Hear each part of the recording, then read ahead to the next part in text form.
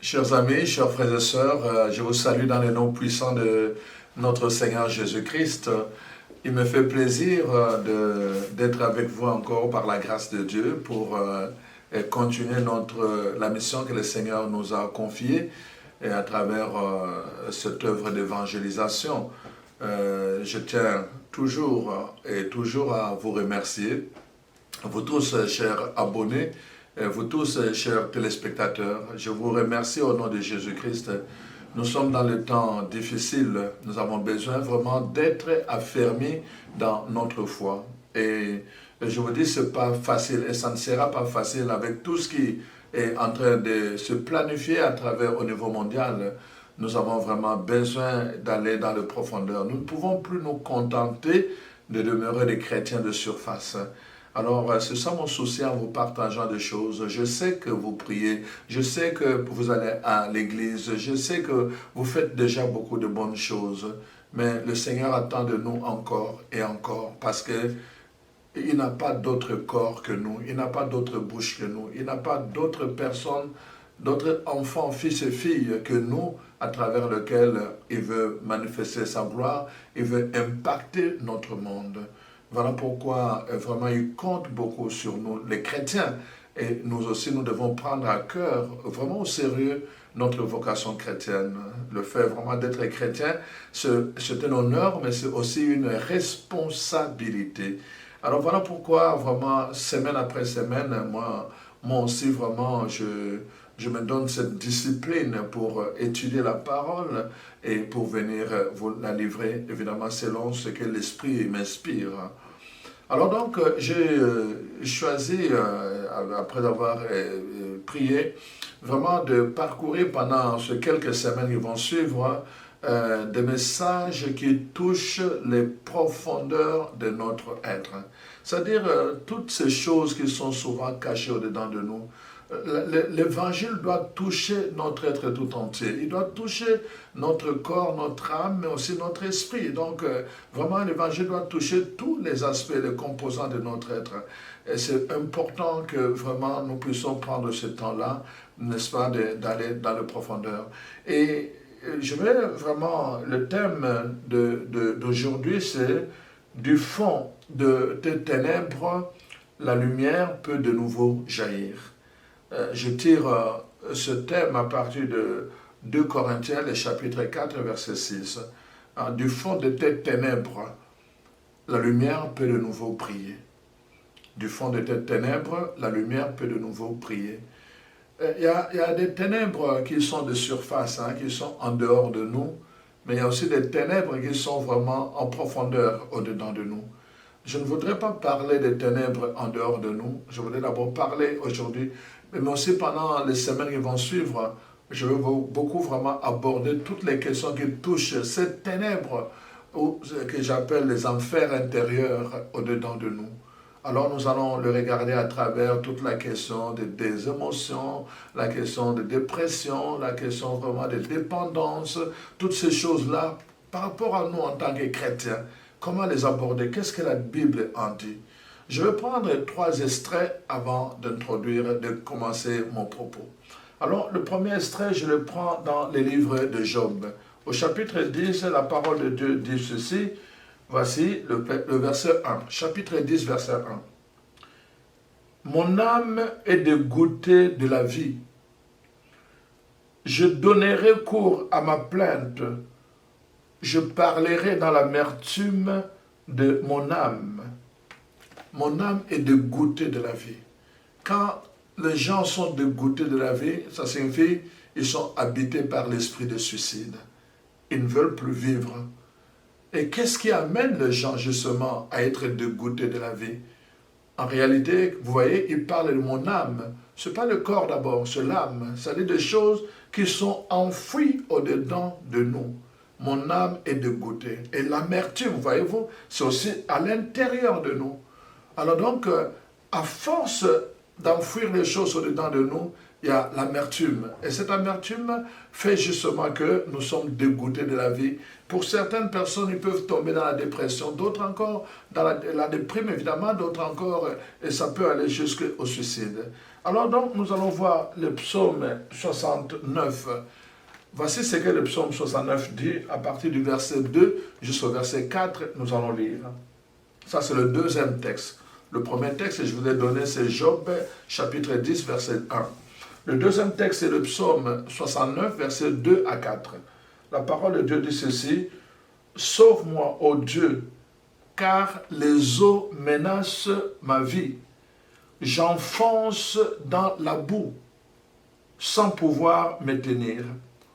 Je suis tombé dans un gouffre, et les eaux m'inondent.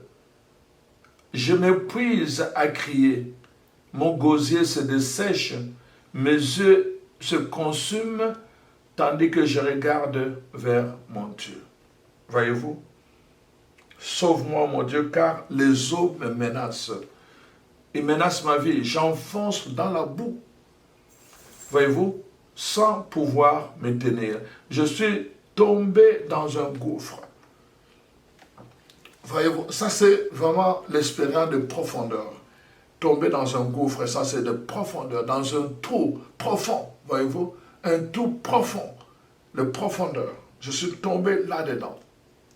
Nous allons donc examiner tout cela. Nous allons vraiment jeter un regard sur tous ces textes. Et nous allons voir le dernier texte, c'est dans le livre de Proverbes. Proverbe 18. Proverbe 18. Nous allons voir Proverbe 18, à partir du verset 14. Voici ce que la parole de Dieu nous dit. Ça, c'est le troisième texte que je vous donne avant de commenter. Donc, Proverbe 18, 14 dit ceci, « L'esprit de l'homme le soutient dans la maladie, mais l'esprit abattu, qui le relèvera ?» Quand ton esprit est abattu, comme dans les cadres de la dépression, comme dans les cadres vraiment de tout ce que la déprime, n'est-ce pas, les désirs de suicide, quand ton esprit est abattu, qui peut supporter ton esprit? Parce que l'esprit, quand il est fort, il supporte le corps quand il est malade. Mais quand l'esprit lui-même est abattu, qui peut encore supporter? Voyez-vous, nous entrons dans la dimension de l'âme et nous entrons dans la dimension de l'esprit. Rappelez-vous, je commençais par le livre de Job. Le livre de Job a commencé par dire « Mon âme est dégoûtée de la vie. Je donnerai cours à ma plainte, je parlerai dans l'amertume de mon âme. » Donc, le premier texte parle de l'âme, voyez-vous. L'âme qui est dégoûtée de la vie. Le dernier texte parle de l'esprit. Un esprit qui est abattu et qui ne peut plus avoir de support quand notre esprit est abattu. Alors, chers frères et sœurs, à un moment ou à un autre, vous savez, on peut se retrouver avec des crises intérieures. Et c'est très important, vraiment, des crises intérieures qui sont parfois profondes et qui se révèlent très très profondes. Parfois c'est nous, parfois c'est quelqu'un dans notre famille, quelqu'un autour de nous. Et c'est très important, je pense, quand le problème c'est que quand cette crise parfois profonde, intérieure, profonde, ne peut être apaisée ni par la prière, ni même par la bonne volonté. Voyez-vous? Et ça devient donc dramatique quand nous avons fait de prières de toutes sortes, parce que quelqu'un est malade, quelqu'un est déprimé, quelqu'un est à telle situation extérieurement parlant, et malgré toutes nos prières, rien ne se passe. Alors donc, on se pose cette question-là. Cela conduit plusieurs personnes, surtout quand on a prié pour eux. Quand on les a accompagnés, ça peut le conduire, n'est-ce pas, comme je l'ai dit, au désespoir. Mais ça peut le conduire aussi au suicide, voyez-vous, parce qu'il n'y a plus d'espoir. Il n'y a plus d'espoir pour plusieurs personnes. Et alors, le seul espoir qui leur reste, la seule solution qui leur reste, c'est simplement de se donner la mort pour ne plus souffrir. Alors donc voilà, donc c'est ça qui arrive. Alors donc, c'est important de prendre conscience de cela. Quand nous sommes, n'est-ce pas, nous sommes victimes de ces crises intérieures profondes, cela vient perturber l'harmonie intérieure en nous. Et c'est ça vraiment, nous devons vraiment en être conscients. L'harmonie de notre être est perturbée. Et alors, cela peut conduire à la dépendance pour certaines personnes parce que cette harmonie est perturbée et vont devenir des alcooliques, c'est-à-dire que vraiment tomber dans une dépendance à l'alcool, c'est-à-dire un abus. Parfois même, c'est la dépendance au sexe, parfois c'est la dépendance à la drogue et même aux médicaments, pourquoi pas, hein? Donc vraiment, c'est vraiment très très important. D'autres encore vont simplement développer des émotions qui sont vraiment toxiques. C'est-à-dire que des émotions qui vont être enfouies au-dedans d'eux. Ils vont paraître, comme le dit le livre de l'Apocalypse 3, 2, ils vont paraître 1, 2, ils vont paraître vivants, ils vont paraître joyeux, ils vont paraître vraiment heureux, mais au-dedans d'eux, ils sont morts. Il n'y a plus rien. Dans les profondeurs de leur être, ils vivent un enfer. Et je parlerai des enfers intérieurs. Voyez-vous? Voilà pourquoi, chers frères et sœurs, c'est important vraiment de prendre conscience. Nous parlerons de toutes ces émotions qui sont toxiques et nous parlerons de toutes ces dépendances. Nous allons aller donc progressivement. Aujourd'hui, je vous donne le cadre général de ce qui arrive souvent. Et après, nous allons aborder des choses de façon particulière. Alors donc, le problème vraiment est que plusieurs personnes, n'est-ce pas, se contentent d'une thérapie de surface. Ils vont aller voir telle personne, parfois 1, 2, 3 fois, et puis c'est fini. Et bon, ils commencent à se consoler, bon, parce que c'est comme ça. Pourquoi? Parce qu'ils ne veulent pas travailler dans le profondeur. Cette partie qui est où le sauvage, voyez-vous, le sauvage prend du terrain parce que le terrain est abandonné. Vous savez, dans notre vie de tous les jours, hein, nous avons des champs, nous avons même les terrains où se trouvent nos maisons. Dès que nous n'entretenons pas le terrain sur lequel est bâtie notre maison, du sauvage, de l'herbe sauvage va pousser. Nous devons tout le temps aller éliminer les herbes sauvages. Même notre gazon, quand ce n'est pas bien entretenu, hein, n'est-ce pas, la parole de Dieu, non, l'expérience nous montre que même, n'est-ce pas, notre gazon peut, mais ça faire pousser de l'herbe sauvage. Pourquoi? Parce que simplement, nous ne l'entretenons pas. Alors donc, tout ce qui reste non entretenu fait pousser du sauvage. Quand nos profondeurs ne sont pas traitées, alors le sauvage, tout ce qu'il y a comme attitude sauvage, tout ce qu'il y a comme caractère sauvage, des émotions sauvages vont commencer à pousser. Même si nous faisons semblant, évidemment, ça va gagner du terrain.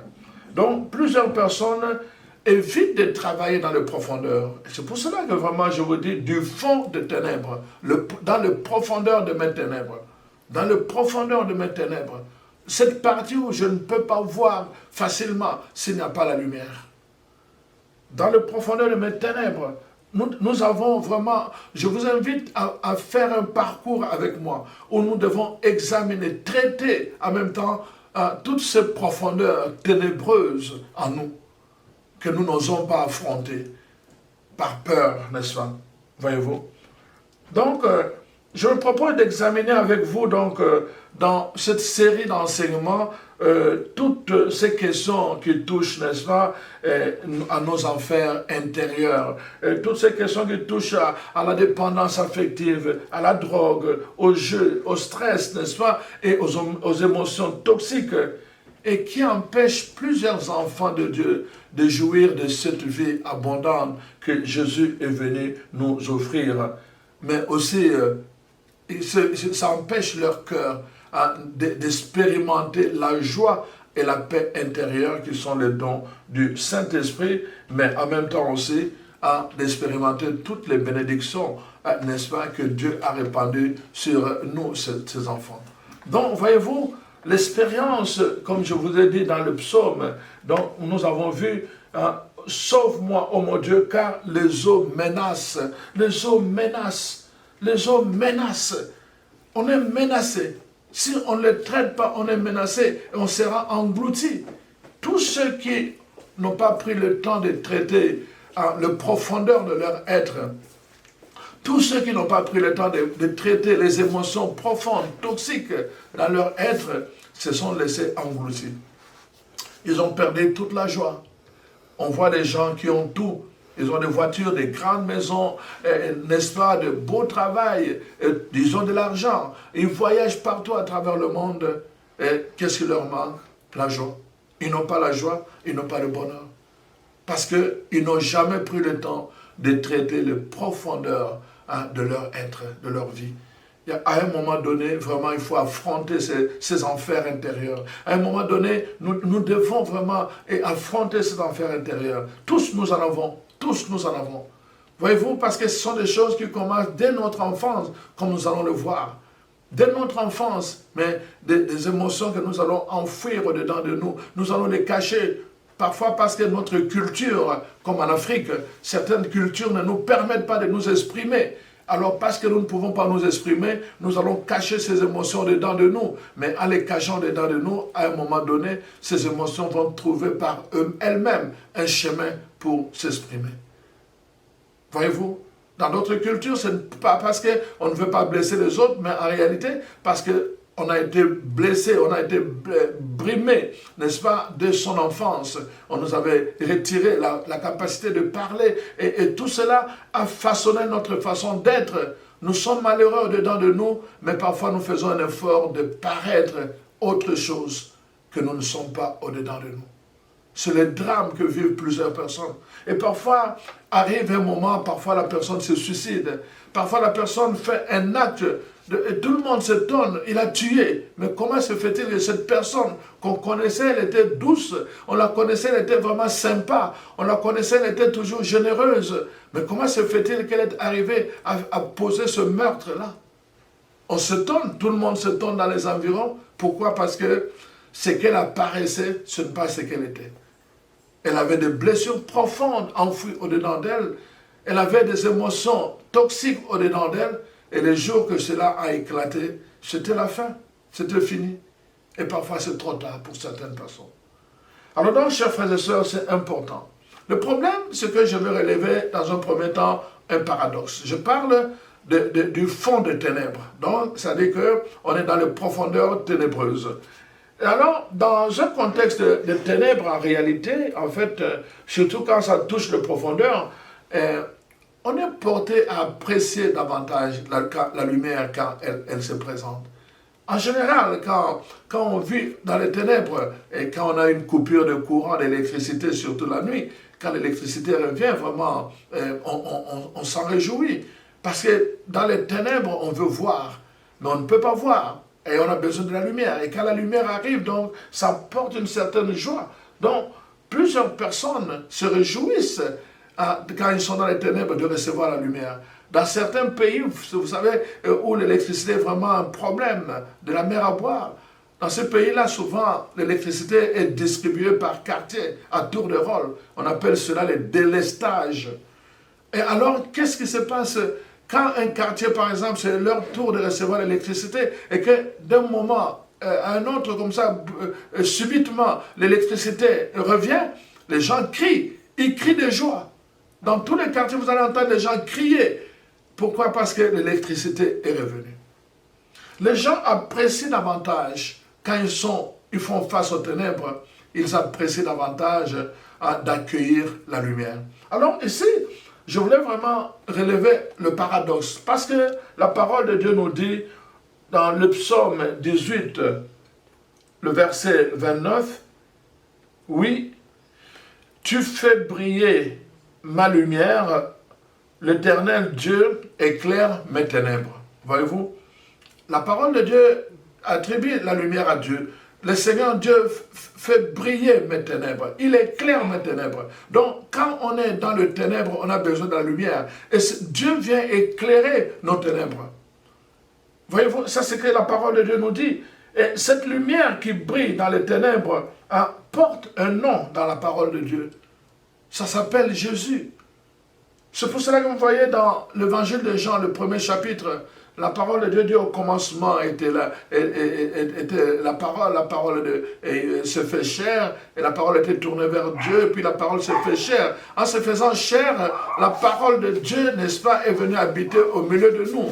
Et la parole de Dieu, en habitant au milieu de nous, n'est-ce pas, cette parole est venue, la parole de Dieu dit au verset 9, elle était la véritable lumière qui, en venant dans ce monde, éclaire tout homme.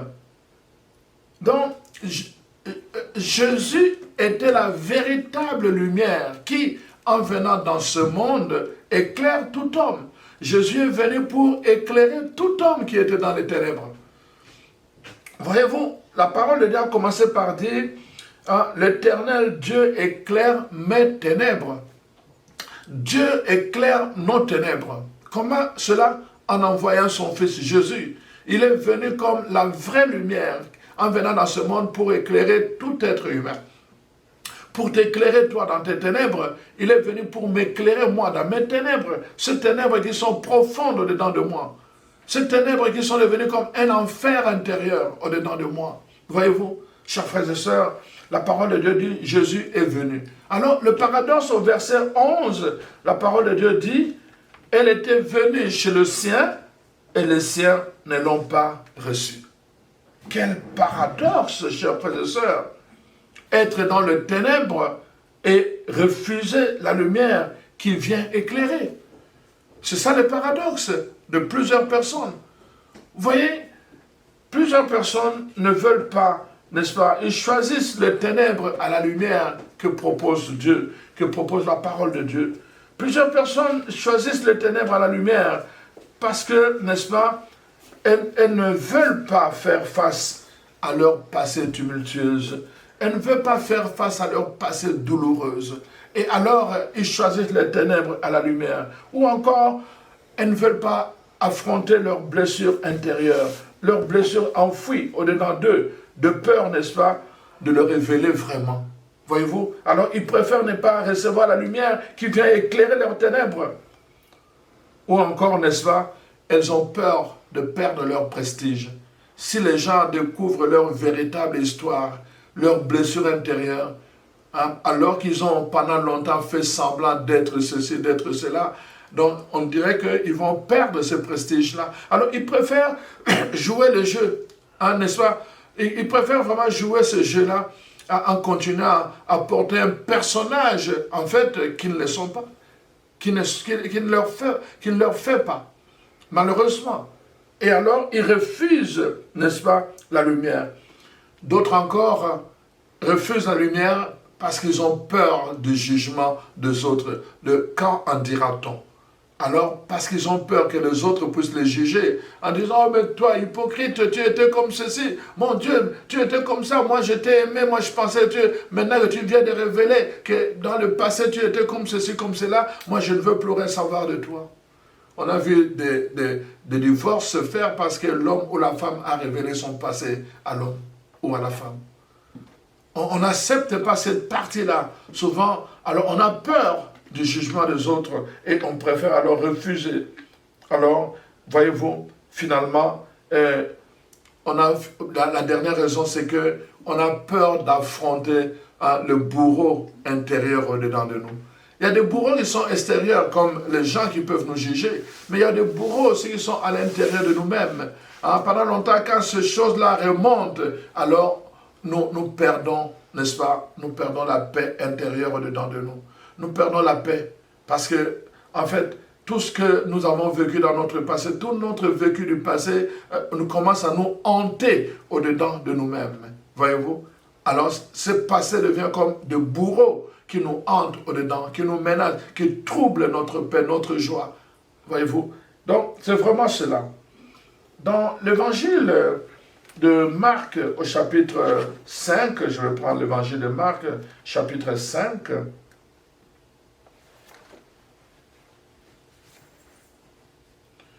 L'évangile de Marc, chapitre 5.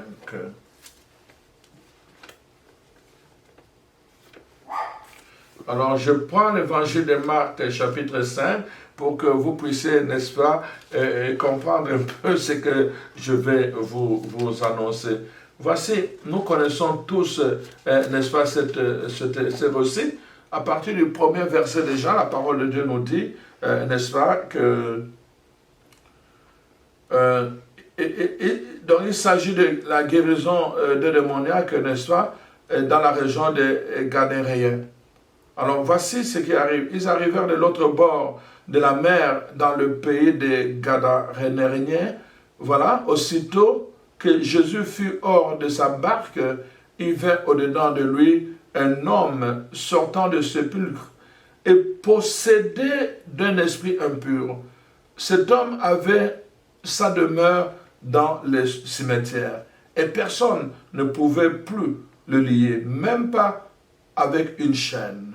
Voyez-vous? Donc, cette personne était possédée.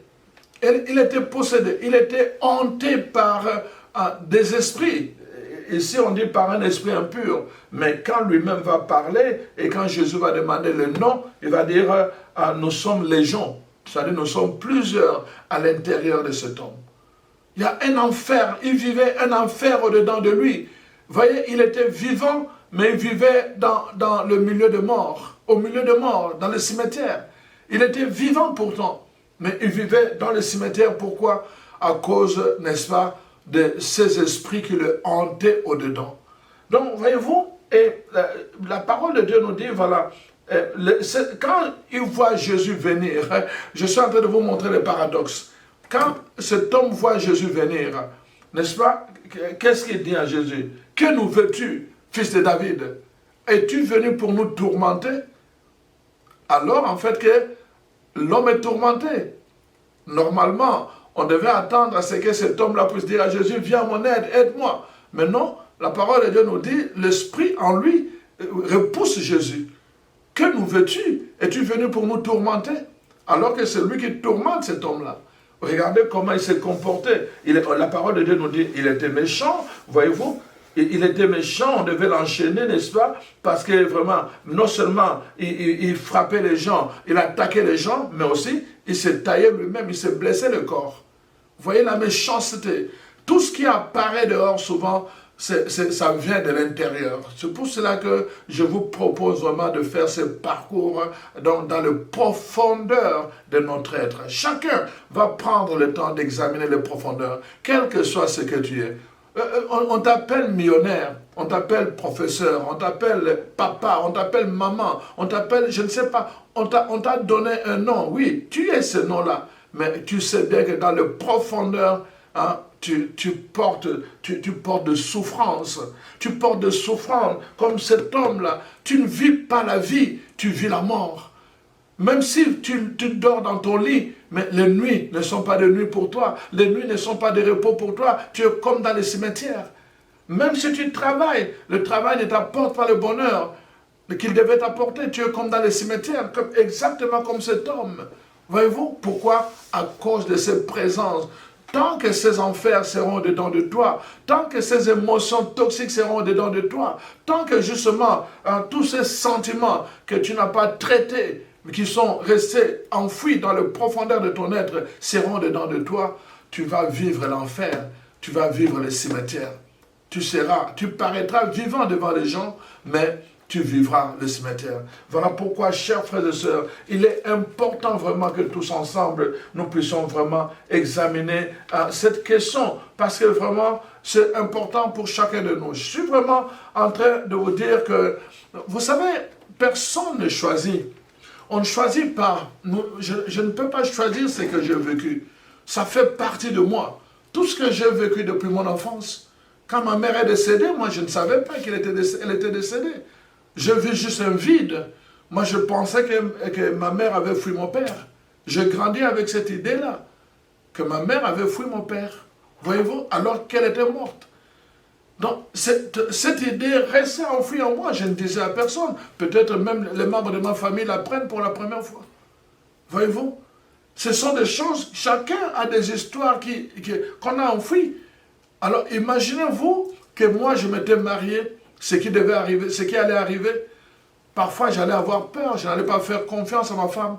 J'allais avoir peur, j'allais être un dictateur, j'allais être un contrôleur de ma femme. Parce que j'allais penser tout le temps, parce que je n'ai pas traité ces sentiments, ça allait me rattraper dans ma propre relation avec ma femme.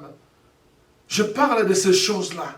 Voyez-vous, il y a des choses qu'on n'a pas traitées. Et parce qu'on ne les a pas traitées, nous devenons un poison pour les autres. Nous devenons un venin pour les autres. Nous empoisonnons la joie. Nous empoisonnons la paix autour de nous. Voilà pourquoi c'est important que nous prenions ce temps, ce parcours pour visiter le profondeur de notre être. Alors je vous invite à rester de notre... Alors nous allons continuer avec la deuxième partie. Vraiment c'est important pour nous. Voilà.